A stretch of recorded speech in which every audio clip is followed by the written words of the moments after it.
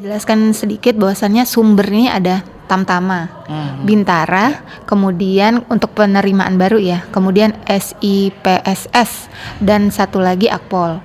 Kalau untuk Tamtama, kalau untuk polwannya belum ada, semuanya masih laki-laki. Nah kalau untuk Bintara itu ada juga polwannya. Pada dasarnya untuk bagaimana sistematikanya itu sama, cuman memang ada perbedaan contoh kayak push up gitu ya, kan laki-laki nggak pakai lutut nih, perempuan kan pakai lutut, karena memang ada beberapa dalam segi kesehatan yang tidak boleh mungkin seperti itu, makanya ada aturan yang seperti itu.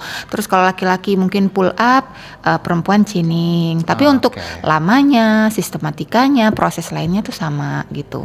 Cuman rekrutmennya tuh ada beberapa, tadi yang saya bilang tadi ada Tamtama, Bintara. Kalau Bintara itu yang dari tamat SMA langsung nanti masuk jadi polisi, nah keluar namanya Bintara, ada namanya pangkatnya nanti Bribda, Bribtu terus gitu ya kan.